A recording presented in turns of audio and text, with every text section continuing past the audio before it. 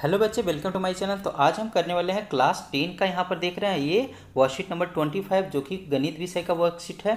और यहाँ पर देख रहे हैं दिनांक 31 अगस्त 2020 का है। और इसमें एक नया चैप्टर का शुरुआत हुआ है आप लोग का, निर्देशांक ज्यामिति। ये काफ़ी इंपॉर्टेंट चैप्टर आप लोग के हिसाब से रखता है। इससे पहले हमने ट्रायंगल के बारे में पढ़ रहे थे, यानी सर्वांगसम क्या होता है, ये समरूप क्या होता है, तो उसके बारे में हमने वहाँ पढ़ा था।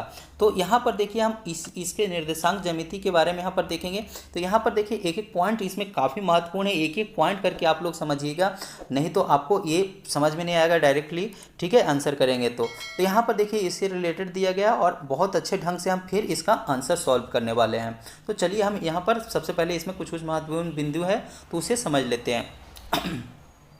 यहाँ पर देखिए लिखा है, रिया ये गूगल मैप हमें दो स्थानों के बीच की सही दूरी कैसे बता देता है। तो इसमें बता रही है गूगल मैप जीपीएस द्वारा एक स्थान की देशांतर तथा दूसरे अक्षांश के उस स्थान के निर्देशांक मान लेता है। और इस बिंदु यानी निर्देशांक, देखिए बात किया है यहाँ पे, निर्देशांक मान लेता है। और इस निर्देशांक और दूरी सूत्र का प्रयोग कर हम दोनों स्थानों के बीच की दूरी पता लगा सकते हैं। यानी इसी तरह के दूरी हम कहीं भी कोई भी जगह पर हो तो हम दो स्थानों का जब निर्देशांक पता रहेगा तो हम निकाल सकते हैं। यहाँ पर देखिए लिखा है, मान लो दो स्थान यानी दो बिंदुओं से दिए जाते हैं। तो यहाँ पर देखिए एक बिंदु ये दिया गया है, दूसरा बिंदु ये, तो हम आसानी से इस तरह का निकाल सकते हैं। अब देखिए हमें इस प्रश्न का उठता है, मतलब प्रश्न उठता है, इन दो बिंदुओं के बीच की दूरी कैसे पता करें। तो ये पता कैसे करें, इसके लिए क्या फॉर्मूला होंगे, इसके लिए यहाँ पर जानकारी प्राप्त करेंगे। देखिए आगे लिख रखा है, दूरी का पता लगाने के लिए हम एक सूत्र का प्रयोग करते हैं जिसे दूरी सूत्र कहते हैं। ये दूरी सूत्र इसको माना कहा जाता है। अब देखिए दूरी सूत्र क्या होता है, तो यहाँ पर आप देख रहे हैं, तो यहाँ पर हमेशा जो होगा पहले x, देखिए यहाँ पर लिखा है, ये हो गया p, यानी p जो हो गया पहला x हो गया, x को हम पहले x1 मानते हैं, दूसरे वाले को हम y1 मानते हैं, y1। ठीक है, उसी तरह से जैसे दूसरा बिंदु q है तो दूसरा बिंदु q को हम मानेंगे x1 और y2। तो ये इस तरह से हम इसको बिंदु को पुट करते हैं और ये सारा हम इस तरह से निकालते हैं और ये हमारा फार्मूला प्राप्त हो जाता है। यहाँ से अगर जो वो दोनों के बीच की दूरी, ये फार्मूला देखिए यहाँ पर सॉल्व किया गया है, तो ये हमें बीच की दूरी पता चल जाता है। ये हमारा फार्मूला है। ये देखिए अंडर रूट है, ये अंडर रूट पूरे पे रहेगा। ठीक है, under root x2 minus x1 का square plus y2 minus y1 का स्क्वायर, ये फार्मूला होता है। तो यहाँ पर चलिए अब हमें यहाँ पर देखिए बताया गया है, इसके बाद ये देखिए ये रेखा जो था इसी से हमें बताया जा रहा था इसमें। ठीक है, तो ये आप समझ सकते हैं। चलिए हम यहाँ पर एक जो प्रश्न यहाँ पर लिया गया है सबसे पहले उसको समझते हैं। यहाँ पर देखिए कैसे निकालेंगे। जैसे यहाँ पर देख रहे हैं ये प्रश्न नंबर 1 निर्देशांक, ये देखिए -3/, ये आपका हल्का सा पेन इशू कर रहा होगा, तो -3 और 2 है पहला बिंदु, और दूसरा बिंदु हो गया 3 और 5। तो यहाँ पर देख रहे हैं, आपको अगर जूम करके हम इसको दिखाएं, ये छोटा छोटा बहुत दिया है, तो यहाँ पर देख रहे हैं डी, ये जो फार्मूला अभी हमने देखा था वही फार्मूला यहाँ पर लिख दिया गया है। और ये जो -3, तो यहाँ पर हमारा सबसे पहले कौन लिखेंगे, यहाँ पर हम सबसे पहले 3 लिखेंगे, दूसरे क्योंकि y2 हम इसको मानते हैं, यानी x2। ठीक है, तो x2 माइनस x1 यानी -3 है, तो इस तरह से पुट करेंगे। उसी तरह से y2 हमारा 5 है और y1 हमारा 2 है, तो ये दे दिए। इस तरह से पुट करेंगे, सॉल्यूशन करेंगे इस तरह से, तो हमारा आ जाएगा 45। और 45 को हम लिख सकते हैं 3 √19 यानी 9 × √5, तो ये हो जाएगा 9 का निकल जाएगा 3 और √5 आ जाएगा। तो ये इस तरह से, ये फिगर बनाना कोई ज़रूरी नहीं है, ये आपको समझने के लिए दिया गया है। ठीक है, तो चलिए अब आगे देखते हैं। मेन बिंदु जो है यहाँ पर देखेंगे आप, मेन बिंदु यहाँ पर है मुख्य बिंदु, ये हम सबसे पहले पढ़ते हैं। तो यहाँ पर देख रहे हैं मुख्य बिंदु क्या है, एक तल पर किसी बिंदु P, इसको भी हम डिप कर लेते हैं क्योंकि बहुत छोटा दे रखा है। यहाँ पर देखिए लिखा हुआ है, एक तल पर किसी बिंदु P की स्थिति जगह जानने के लिए हमें युग्म यानी x और y हमें क्या होना चाहिए, अवश्य होनी चाहिए। उस बिंदु के निर्देशांक कहलाते हैं, यानी वो बिंदु क्या कहलाता है, तो उस बिंदु का निर्देशांक कहलाता है। दूसरा यहाँ देखिए पॉइंट है, x निर्देशांक भुजा, यानी x निर्देशांक को क्या कहते हैं, भुजा, और y निर्देशांक को कोटि कहते हैं। तो ये आप याद रखेंगे, x निर्देशांक को भुजा और y को कोटि। ठीक है, यहाँ पर तीसरा बिंदु में x अक्ष और y अक्ष जहाँ पर एक दूसरे को प्रतिच्छेद करती है यानी काटती है, का प्रतिच्छेद करती है, एक दूसरे को प्रतिच्छेद करती है, वह बिंदु जीरो कहलाता है। यानी जैसे में हम लोग ग्राफ पढ़े हैं तो ग्राफ में क्या होता है, यहाँ जो हो जहाँ पर कट करता है तो इसको जीरो मानते हैं, और यहाँ पर जब हम निर्देशांक मानते हैं तो क्या मानते हैं, जीरो और जीरो मानते हैं, जीरो और जीरो। ठीक है, तो ये आपका यही बतला है। यहाँ पर देखिए एक्स अक्ष पर स्थित बिंदु के निर्देशांक एक्स, और अगर जो बात करें कि कोई एक्स अक्ष पे बिंदु है, मान लीजिए कि ये बिंदु है, इस तरह से अगर जो ले लें तो यहाँ पर बिंदु है, तो यहाँ पर क्या होगा, एक्स का जो भी वैल्यू है वो आ जाएगा, और वाई का कुछ है ही नहीं तो वो जीरो हो जाएगा। उसी तरह से वाई, अगर जो वाई पर यहाँ पर कोई बिंदु है तो यहाँ पर एक्स क्या हो जाएगा, एक्स जीरो रहेगा, क्योंकि एक्स क्या है, वाई पे क्या होता है, कुछ होता नहीं है, यानी ना तो इधर देखिए, ना तो एक्स इधर बढ़ा है, ना तो एक्स इधर गया, तो ये क्या हो गया, जीरो स्टेबल है, तो जीरो होगा यहाँ पर, और वाई जो भी होगा 3 4 जो भी आएगा तो वाई हो जाएगा। ठीक है, चलिए यहाँ पर देखिए दूरी सूत्र, यहाँ दूरी सूत्र के बारे में कुछ इंपॉर्टेंस दिया गया है। दो बिंदुओं एक ही अक्ष पर दो हो तो इनके बीच की दूरी उनके निर्देशांक के अंतर के बराबर होती है। यानी दो बिंदु अगर जो यहाँ पर जैसे बात किया जा रहा है कि ए बिंदु है, अगर जो ए एक्स है, यहाँ पर एक बिंदु यहाँ पर ले लेते हैं, ठीक है, ये आप देख रहे हैं, और दूसरा बिंदु यहाँ, और एक 4 हो गया ये, और एक 2 हो गया, तो दोनों के बीच की अब अंतर निकालेंगे तो क्या करेंगे, 4 - 2, बस यही हो गया आपका क्या, दूरी निकल गया।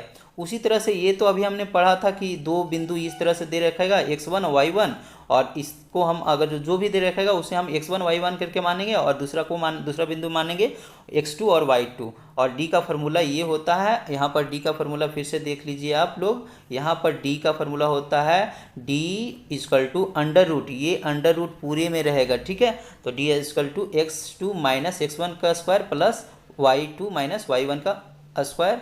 ठीक है, तो इस तरह से, और यहाँ पर देखिए सेम उसी तरह का यहाँ पर दिया गया है, ये अलग कर दिया है, तो इसको हम बाद में देखेंगे। चलिए हम सबसे पहले यहाँ पर और एक मुख्य बिंदु है तो उसको हम सबसे पहले देख लेते हैं। यहाँ पर देखिए दिया गया है, ये हल्का सा इंपॉर्टेंस रखता है। तो अब चलिए अब चलते हैं क्वेश्चन पे। ये आप इस बॉक्स में जो दिया है, इस बॉक्स में, तो ये आप अपने पढ़ेंगे इसके अनुरूप तो आप आंसर कर लेंगे, बहुत आसानी से कर लेंगे, बहुत अच्छे से समझाया गया है।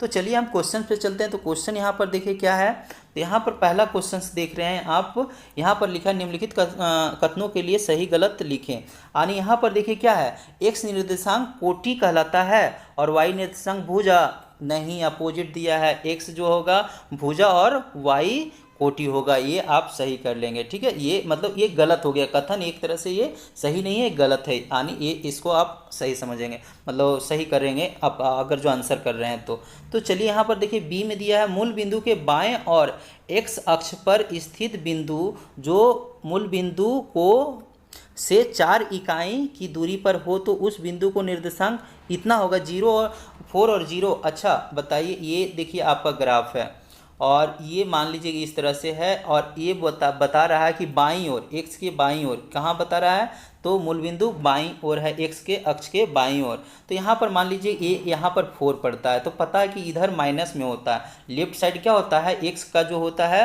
वो माइनस में होता है। तो कभी भी अगर जो वाई कुछ भी नहीं है, यहाँ बिंदु अगर जो आ रहा है तो यहाँ पर लिखेंगे -4 और 0, तो ये आपका सही होगा। तो दूसरा भी आपका क्या है, ये गलत है, यानी यहाँ पर गलत कथन कर देंगे।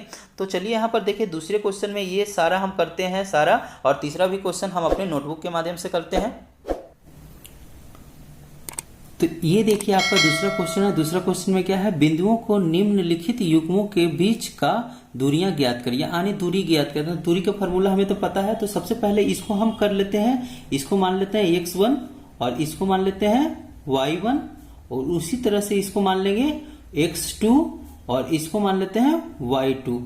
हमें आसानी होगा d बराबर फार्मूला लगाने में। यहाँ पर अंडर रूट होता है, क्या होता है, x2 - x1 का स्क्वायर, और यहाँ पर प्लस होता है अंडर रूट, यहाँ पर 1, यानी ये 2 हो जाएगा y, और y यहाँ पर ले लेंगे 1, तो ये और इसका स्क्वायर होता है, तो ये फॉर्मूला होता है। तो यहाँ पर हम इसको पुट करेंगे। देखिए यहाँ पर x अंडर रूट ले लेंगे पहले, और x का वैल्यू, x2 का वैल्यू यहाँ पर देखेंगे, x2 का वैल्यू यहाँ पर 6 है, तो 6 लेंगे, और यहाँ पर बीच में माइनस है, और x1 का वैल्यू देखिए यहाँ पर 3 है, तो ये आपका 3 आ गया। ठीक है, और ये स्क्वायर कर लेंगे, उसी तरह से यहाँ पर फिर प्लस कर लेंगे और y का 2 का वैल्यू कितना है तो 6 है, तो 6 और y1 का वैल्यू कितना है तो 2 है। तो ये करके स्क्वायर कर लेंगे तो ये क्या हो जाएगा, ये आपका निकल के आ जाएगा, यहाँ 6 में से 3 चला गया तो ये चला गया, हो जाएगा 3 का स्क्वायर, और प्लस में यहाँ पर 6 में से 2 गया तो 4 का स्क्वायर हो जाएगा। ठीक है, तो ये आपका अंडर रूट में रहेगा, और ये हो गया 9 और ये हो गया 16। ठीक है, 4 का स्क्वायर, तो ये हमारा टोटली चलाया कितना, तो ये हमारा आ गया, ये 9 और 16 जुट के आ गया 25। ठीक है, तो ये हमारा निकल गया 5, ये आपका आंसर हो गया। ठीक है, तो चलिए अब दूसरे में यहाँ पर देखिए, दूसरे में हमें क्या था तो ये है 0 0, और यहाँ उसी तरह से हम यहाँ इसको मान लेते हैं x1 और इसको y1, इसी तरह से इसको भी x2 और इसको y2। अब हम फॉर्मूला लगाते हैं d इक्वल टू, ये स्मॉल लगाइएगा, ये कैपिटल कभी भी नहीं लिखिएगा, क्योंकि ये द्विघात समीकरण जब पढ़े थे तो डिस्क्रिमिनेट वहां होता है कैपिटल डी का मतलब। ठीक है, तो यहाँ पर देखिए d का ये फॉर्मूला, यही वाला फॉर्मूला लिख लेंगे। यहाँ पर x2 माइनस x1 का square plus y2 minus y1। आप फॉर्मूला हमेशा लिखेंगे, उसी पे बैठाएंगे तब ज्यादा बढ़िया रहेगा, यहाँ स्क्वायर होगा। ठीक है, तो यहाँ पर देखिए उसी तरह से हमें x1 कितना, x2 कितना है तो यहाँ पर 6 है। ठीक है, बीच में माइनस हो गया, और x1 कितना है तो वो 0 है, तो ये उसका स्क्वायर हो गया। फिर प्लस यहाँ पर कर लेंगे, यहाँ पर y देखिए y2 कितना है तो 1 है, और y1 कितना है तो 0 है, तो ये हमारा हो गया। इस तरह से ये अंडर रूट कर लेंगे, और यहाँ पर देखिए 6 में से 0 जाएगा तो 6 ही रह जाएगा, तो 6 का स्क्वायर, और यहाँ पर 1 में से 0 गया तो कुछ नहीं, तो 1 का ही स्क्वायर हो जाएगा। तो ये हमारा टोटल आ गया, यहाँ पर ये 6 का स्क्वायर हो जाएगा 36, और यहाँ पर कर लेंगे 1 का स्क्वायर हो जाएगा 1, तो ये आपका क्या आ गया, यहाँ पर 37। और 37 पता है कि ये क्या होता है, प्राइम नंबर होता है, यानी प्राइम नंबर को अभाज्य संख्या बोलते हैं। ठीक है, तो अभाज्य संख्या होता है जो कि ये टूट नहीं सकता, तो ये 37 इसका ही आंसर होगा। चलिए अब देखिए तीसरे क्वेश्चन में हमें क्या था, तो तीसरे में ये दे रखा था, इसको भी हम उसी रूप कर लेते हैं, x1 और ये y1, यहाँ पर x1 और सॉरी x2 हो गया ये, और ये y2। तो यहाँ पर हम फॉर्मूला बैठा लेते हैं, यहीं पे d इक्वल टू, यहाँ पर हो गया x2 माइनस x1 का square plus y2 minus y1 का स्क्वायर। तो ये हमारा इस तरह से लिख लेंगे। यहाँ पर अगर जो देखेंगे, यहाँ पर x कितना था, x2 कितना है तो 4 है। ठीक है, तो यहाँ पर 4 लिखेंगे, और कितना है ये, यहाँ पर देखिए 4, और यहाँ पर y1 कितना है तो माइनस है, ऑलरेडी यहाँ पर एक माइनस है, और माइनस ये 6 आएगा, तो हम चाहे तो ब्रैकेट में करके लिख सकते हैं, नहीं तो हम डायरेक्ट इसको क्या करते हैं, माइनस माइनस मल्टीप्लाई हो जाएगा, तो ये क्या हो जाएगा, प्लस हो जाएगा। ठीक है, तो ये पे 6 कर लेते हैं, ऐसे डायरेक्ट कर रहे हैं, आप चाहे तो उस तरह से कर सकते हैं। तो ये स्क्वायर हो गया, प्लस यहाँ पर देखिए y2 कितना है तो y2 हमें 0 है, और यहाँ है y1 कितना है, ये भी हमारा 0 है, तो इसका स्क्वायर कर लेंगे। ठीक है, ये हो गया। अब हमारा क्या हो गया, 6 और 4 कितना हो गया 10 का स्क्वायर, और प्लस इधर कितना आ गया, ये आ गया 0, तो ये हो गया 100 का स्क्वायर, मतलब ये 100, ये 10 का स्क्वायर टूटेगा तो क्या हो जाएगा 100 हो जाएगा, तो 10 का जो आंसर ये टूट के आएगा तो ये कितना हो जाएगा 10, ये आपका आंसर, क्योंकि 0 तो खत्म हो गया, 0 तो कोई वैल्यू ही नहीं। चलिए, तो इस तरह से आपका तीसरा ये हो गया। चलिए अब दूसरे क्वेश्चन में देखते हैं। तो देखिए यहाँ पर तीसरे क्वेश्चन में है y का वह मान ज्ञात कीजिए यदि बिंदु P 2 और -3 है, यानी ये इस रूप में, और Q है 10 और y के बीच की दूरी 10 मात्रक है, तो यहाँ पर वही डी दूरी यही दे रखा है स्मॉल डी बराबर 10 इकाई। तो हमें निकालना है क्या, y निकालने बोला गया है। ठीक है, तो y यानी ये देखिए इस तरह का होगा दो बिंदु, यानी ये दोनों के बीच की दूरी जो होगा कितना होगा, ये 10 होगा। यहाँ पर 10 कर लेते हैं, यहाँ से यहाँ के बीच की दूरी और यहाँ से यहाँ के बीच की दूरी ये 10 है। लेकिन हमें y निकालने बोला है, तो हमें सेम फार्मूला वही यूज करेंगे। क्या फार्मूला यूज करेंगे, तो ये देखिए जो दिया है तो इस तरह सॉल्व करके लिख लेंगे और फार्मूला यूज करेंगे स्मॉल डी इक्वल टू क्या होता है, तो स्मॉल डी इक्वल टू होता है अंडर रूट यहाँ पे x2 माइनस x1, ठीक है, और क्या स्क्वायर प्लस यहाँ पर y2 माइनस y1, यही फॉर्मूला से हमें ये भी बनेगा। डी हमारा देखिए ऑलरेडी इस बार दे रखा है, हमें डी निकाल रहे थे इससे पहले। अब यहाँ पर देखिए हमारा क्या है y, ये देखिए x2, यहाँ पर x2 है, इसको पहले ऐसे करते हैं x2 ये हो गया और ये y2 हो गया। यहाँ पर ये कर लेते हैं x1 और ये हो गया, सॉरी ये y1 हो गया। ठीक है, तो यहाँ पर देखिए x2 हमारा कितना है, तो 10 है, तो 10 ले लेंगे, आपको दिख रहा होगा 10। और यहाँ पर देखिए x1 कितना हमारा, तो 2 है, तो यहाँ 10 में से 2 चला गया, तो ये स्क्वायर करके ऐसे कर लेंगे। और y2 क्या है हमारा, ये y ही है, ठीक है, ये ध्यान रखेंगे y ही हमें निकालना ही है। चलिए, तो y1 कितना है हमें, तो -3। अब देखिए -3 ऑलरेडी ये माइनस होता भी है, तो ये भी फिर भी यहाँ पर क्या कर लें, या तो ब्रैकेट में लेके माइनस करें या नहीं तो डायरेक्ट कर लेते हैं प्लस, तो ये 3 हो गया। ठीक है, नहीं तो कंफ्यूज कर जाइएगा, तो इसलिए आप लोग नहीं तो चाहे तो लिख सकते हैं। चलिए यहाँ पर देखिए 10, यहाँ पर देखिए 10 में से ये क्या होगा, 10 में से 2 चला गया, तो ये कितना बचेगा 8। ठीक है, अंडर रूट में अभी रखेंगे इसे, तो ये 8 का स्क्वायर प्लस यहाँ देखिए y यहाँ तो ऐसे ही रहने देते हैं, y प्लस 3, ये सॉरी स्क्वायर यहाँ पर लगेगा, यहाँ पर भी स्क्वायर लगेगा। ठीक है, तो ये स्क्वायर चलते रहेगा अभी। अब देखिए क्या है, यहाँ पर हम 10 का लिख लेते हैं। यहाँ पर देखिए ऐसा करते हैं, दोनों तरफ वर्ग कर लेते हैं। ठीक है, यहीं पर लिख लेते हैं, यहाँ पर दोनों तरफ लिख देते हैं, दोनों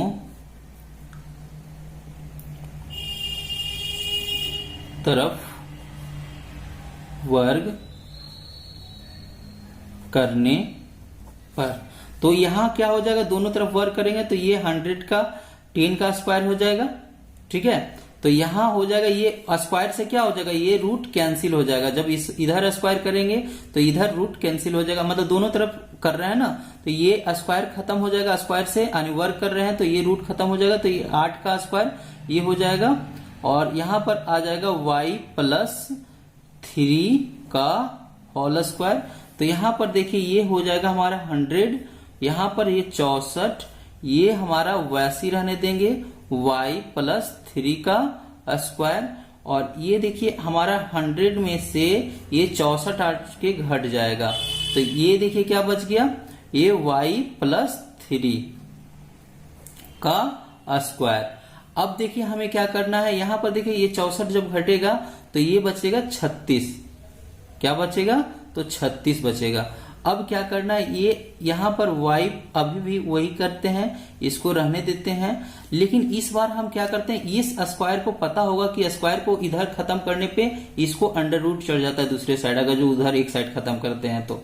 ठीक है, तो यहाँ पर यानी तो दोनों तरफ अंडर रूट लेते हैं, यानी यहाँ भी, तो ये इसका तो स्क्वायर से अंडर रूट खत्म हो जाएगा, तो ये 36 हो जाएगा। जैसे भी कर सके आप, जैसे समझ सके। तो यहाँ देखिए ये क्या हो गया, इसका जब इधर दोनों तरफ ये स्क्वायर खत्म करके हमने ये किया है, तो ये हो गया आपका। देखिए ये 36 का ये 6 आ जाएगा आंसर, मतलब ये निकल के, तो ये y इक्वल टू क्या हो जाएगा 3, और ये आपका हो गया ये y इक्वल टू यहाँ पर y ये आके 6 प्लस 3, तो ये y इक्वल टू 9, जो कि ये आपका आंसर है। तो यही निकालने कहा गया था कि y का वैल्यू हमें निकाल के देना है। तो देखिए इस तरह से आपका सॉल्व कर सकते हैं। ठीक है, तो वीडियो अच्छा लगा तो मेरे वीडियो को लाइक करें, साथ साथ में मेरे चैनल को सब्सक्राइब करें। Thank you watching my video.